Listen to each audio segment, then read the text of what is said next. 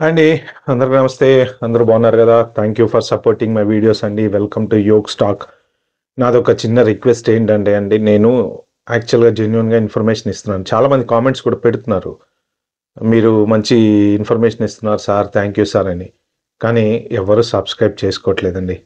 అంటే వ్యూస్ కోసమో, లేకపోతే ఏదో మన డబ్బులు సంపాదించడం కోసమో కాదు. నేనేంటంటే జనరల్‌గా ఒక జెన్యూన్ ఇన్ఫర్మేషను ఒక నలుగురికి చేరుతది అన్న ఉద్దేశంతోటి నా టైం యుటిలైజ్ చేసుకొని నేను వీడియోస్ చేస్తున్నాను. ఏంటంటే మీరు సబ్స్క్రైబర్స్ పెరిగితే మీరు లైక్ చూసిన ప్రతి వాళ్ళు ఇప్పుడు 1500 వ్యూస్ వచ్చినాయనుకోండి. 40, 50 లైక్స్ ఉంటే యూట్యూబ్ మన వీడియోని ప్రమోట్ చేయరు. సో, ఈ ఇంపార్టెంట్ ఇన్ఫర్మేషన్ ఒక పేరెంట్‌కి యూజ్ అవ్వచ్చు, ఒక స్టూడెంట్‌కి యూజ్ అవ్వచ్చు. సో, ఎవరికైనా యూజ్ అవ్వచ్చు కదా! కాబట్టి మీరు ప్లీజ్ అండి చూసిన ప్రతి వాళ్ళు ఒక లైక్ ఇచ్చి, పాసిబిలిటీ ఉంటే మీ సర్కిల్‌లో షేర్ అయితే చేయండి. అలాగే సబ్స్క్రైబ్ చేసుకోకుండానే చాలామంది చూస్తున్నారండి. అంతే, అది మాత్రం డెఫినిట్‌గా అర్థమైపోతుంది. ఎందుకంటే ఉన్న సబ్స్క్రైబర్‌లకి ప్లస్ మన వీడియో వ్యూస్‌కి కంపేర్ చేస్తే అసలెక్కడ పొంతనుండదు.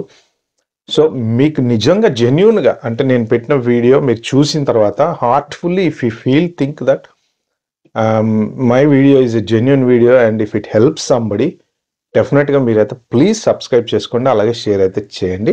నెక్స్ట్ ఇవాళ నేను ఈ వీడియోలో రియాలిటీ ఎక్స్‌పీరియన్స్ ఇప్పుడు నా క్లోజ్ ఫ్రెండే, అంటే నాకు చైల్డ్‌హుడ్ ఫ్రెండ్, చిన్నప్పటి నుంచి అతను అమెరికాలో ఫ్లోరిడాలో ఉంటాడు. వాడు చెప్పిన ఒక 2, 3 రియల్ ఎక్స్‌పీరియన్స్‌లు నేను మీతో షేర్ చేసుకుందాం అనుకున్నా.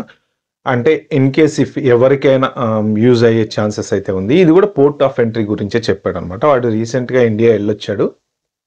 సో, వాడు 10 డేస్‌కి ఎళ్ళాడు కాబట్టి వాడికి ఏం ప్రాబ్లమ్ లేదు. వచ్చేసాడు. వాళ్ళ ఫ్యామిలీ వాళ్ళు ఒక 1 ½ మంత్, 2 మంత్స్ ఎళ్లారు మ్యారేజ్ ఏదో ఉంటే. సో, వచ్చేటప్పుడు పోర్ట్ ఆఫ్ ఎంట్రీలో మాత్రం ఎప్పుడు కన్నా డిఫరెంట్‌గా ఈసారి క్వెషన్స్ అయితే బాగానే అడిగారంట. అంటే వియర్డ్‌గా ఉందంట. ఒక్కోసారి అంటే జనరల్‌గా ఎవరైనా ఏం అడుగుతారంటే జాబ్ ఉందా? లేకపోతే సాలరీలు ఉన్నాయా? పే స్లిప్ ఉన్నాయా? అని అడుగుతూ ఉంటారు కదా!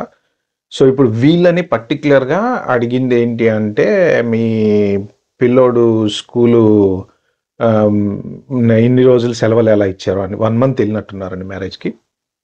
స్కూల్ 1 మంత్ హాలిడేస్ ఎలా ఇచ్చారు అని అడిగారంట.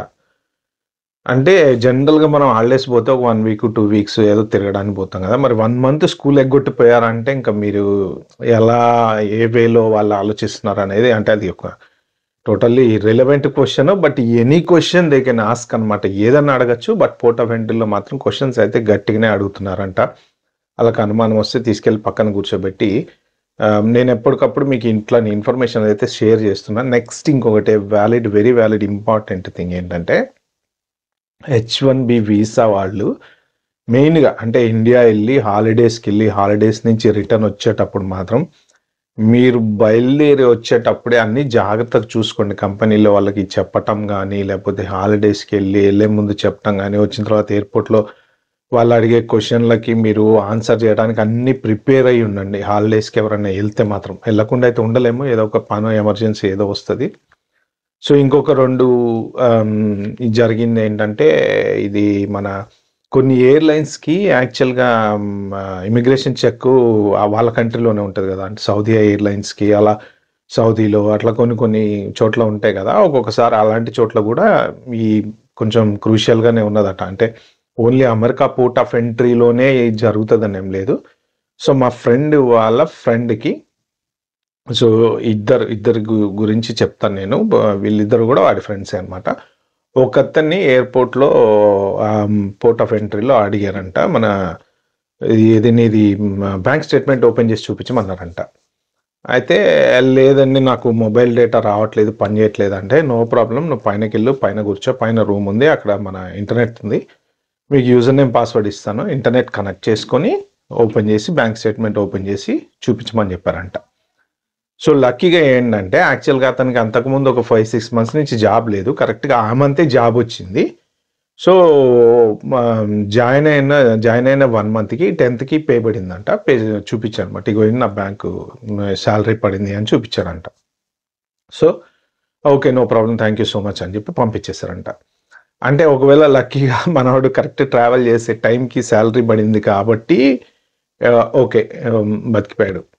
సో ఇలాంటిదే another case, same similar case ఇంకొక అతనికి H1B వీసా హోల్డర్కి జరిగిందంటండి.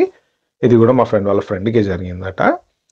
పోర్ట్ ఆఫ్ ఎంట్రీలో మన అది బ్యాంక్ స్టేట్మెంట్స్ ఓపెన్ చేసి చూపించమన్నారట. నీ ఫస్ట్ కంపెనీకి సంబంధించిన డీటెయిల్స్ అడిగారంట. ఆ లెటర్ అది ఏదైనా ఎంప్లాయర్ లెటర్ ఉందా నీకు అంటే లేదు. అంటే మరి నువ్వు ఆ కంపెనీలో పనిచేస్తున్నావు అని గ్యారంటీ ఏంటి అంటే 2-3 ఈమెయిల్స్ కమ్యూనికేషన్ ఏమైనా ఈమెయిల్స్ ఉంటే చూపించమంటే చూపించారంట. సో సరే నాకు నీ బ్యాంక్ స్టేట్మెంట్స్ ఓపెన్ చేసి చూపించమని అన్నారంట. శాలరీ నీకు ఆ కంపెనీ నుంచి పడుతుందా లేదా మేము చూస్తాము అంటే ఇంకా తప్పదు కదా, వాళ్ళు అడిగినప్పుడు ఆబ్వియస్లీ ఏదైనా చేయాల్సిందే. సో మనోడు ఓపెన్ చేసి చూపించాడంట. Unfortunately you can't believe it, దాంట్లో మనోడు 2 జాబులు చేస్తున్నాడు. 2 జాబులకు సంబంధించిన శాలరీలు టక next one after the other day పడినాయి. సో ఏం జరుగుంటుందని మీరు అనుకుంటున్నారు చెప్పండి? సో సరే నేను చెప్తాను.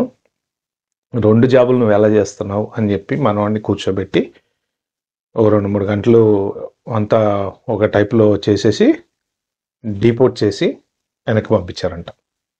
సో ఇది జరిగింది. మా ఫ్రెండ్ నాతో షేర్ చేసుకున్నాడు. నిన్న నేను వాడితో మాట్లాడాను, ఫోన్లో మాట్లాడితే ఏదో జనరల్ డిస్కషన్ చేస్తుంటే మనోడు అరే ఇట్లా జరిగిందిరా మొన్న మా ఫ్రెండ్కి అని చెప్పాడు అనమాట. సో అది నేను మీతో షేర్ చేసుకుందాం అనుకున్నా. మీరు అది ఫేక్ అనుకున్నా నిజం అనుకున్నా నాకు వచ్చేది పోయేదైతే ఏం లేదండి. నేను వాడితో మాట్లాడితే వాడు నాకు చెప్పింది నేను చెప్పాను. ఎందుకు మీకు చెప్పాను అంటే ఎవరికైనా యూజ్ అవుద్దన్న ఉద్దేశంతో నేను షేర్ చేస్తున్నా. మళ్ళీ మీరు పిచ్చి కామెంట్లన్నీ కింద పెట్టి టైం వేస్ట్ అయితే చేయకండి. మీకు ఏదైనా ఇలాంటి ఎక్స్పీరియన్సెస్ ఎవరికైనా అయితే మీరు కింద కామెంట్లో మెన్షన్ చేయండి, ఎందుకంటే అది వేరే వాళ్ళకు కూడా తెలుస్తుంది కాబట్టి. సో ఇప్పుడు అతన్ని డిపోర్ట్ చేసి పంపించారంట. మీరు అందరూ 2 జాబులు చేస్తున్నాం 3 జాబులు చేస్తున్నాం అని అనుకుంటున్నారు కదా, అలాంటి వాళ్ళకు కూడా ప్రస్తుతం అయితే యాక్చువల్గా చేయకూడదు కదా. H1B ఉండి నాకు తెలిసి 2 జాబులు చేయకూడదు అనుకుంటా. డిపెండెంట్ వాళ్ళు ఏమైనా చేస్తే చేయొచ్చేమో, కానీ గ్రీన్ కార్డ్ వాళ్ళు చేయొచ్చు, లేదా పాస్పోర్ట్ వాళ్ళు చేయొచ్చు. H1B వాళ్ళు 2 జాబులు చేయొచ్చో లేదో చేయకూడదు. 99% అయితే చేయకూడదు. But anyway that's a different topic. So ఈయనకి 2 శాలరీలు పక్కన పడ్డాయి కాబట్టి డిపోర్ట్ చేసి పంపించేశారనమాట. సో పోర్ట్ ఆఫ్ ఎంట్రీలో మాత్రం చాలా స్ట్రిక్ట్గా చూస్తున్నారు వాళ్ళు. మీకు ఏమన్నా లూప్ హోల్స్ ఉంటే మీరు హాలిడేకి వెళ్ళే ముందే కన్నా జాగ్రత్త పడండి. ఎందుకంటే మల్టిపుల్ శాలరీస్ పడినా లేకపోతే ఎక్స్ట్రా క్యాష్ డిపాజిట్లు చేస్తున్నా కూడా, సో క్యాష్ డిపాజిట్స్ చేస్తాం కదా మన బ్యాంక్లో, ఈ డబ్బులు ఎక్కడి నుంచి వచ్చినాయని కూడా అడుగుతున్నారంట. అంటే మీరు కరెక్ట్గా ఆలోచిస్తే వాళ్ళంతా డీప్గా ఎందుకు వెళ్ళారంటే ఇన్ని రోజుల నుంచి వాళ్ళకి స్ట్రిక్ట్ ఆర్డర్స్ లేవు, కానీ ఇప్పుడు స్ట్రిక్ట్ ఆర్డర్స్ వచ్చినాయి. ఇవన్నీ వాళ్ళకి తెలుసు అండి. డబల్ జాబులు చేస్తున్నామని తెలుసు, క్యాష్ డిపాజిట్లు చేస్తున్నామని తెలుసు, డబ్బులు జాబ్ ఇక్కడ చేసుకుంటా ఇండియాలో శాలరీస్ తీసుకుంటామని తెలుసు, అన్నీ తెలుసు వాళ్ళకి. మనమే ఏం తెలియదు అనుకుంటున్నాం కానీ అన్నీ తెలుసు వాళ్ళకి. ఆ తెలిసినవన్నీ ఇప్పుడు తవ్వుతున్నారు అనమాట. ఈ ప్రజెంట్ సిచ్యువేషన్లో ఇండియా హాలిడేకి వెళ్ళి వెనక్కి వచ్చే వాళ్ళు మాత్రం మీ పాత వాటిల్లో ఏమన్నా ప్రాబ్లమ్స్ ఉన్నా కూడా తవ్వే ఛాన్సెస్ అయితే ఉన్నాయి. కాబట్టి మీరు జాగ్రత్త చూసుకోండి అన్నీ ఒకేలా హాలిడేకి వెళ్ళి వచ్చేటప్పుడు మాత్రం. ఓకే ఫ్రెండ్స్, ఇది నేను షేర్ చేసుకుందాం అనుకుంది. మీకు ఈ వీడియో కనుక నచ్చినట్టయితే ప్లీజ్ అండి ఒక్క 4 షేర్ అయితే చేయండి. సబ్స్క్రైబ్ చేసుకోవడం మాత్రం మర్చిపోవద్దు, అండ్ ఒక లైక్ ఇవ్వటం మాకు కూడా మర్చిపోవద్దు. Thank you.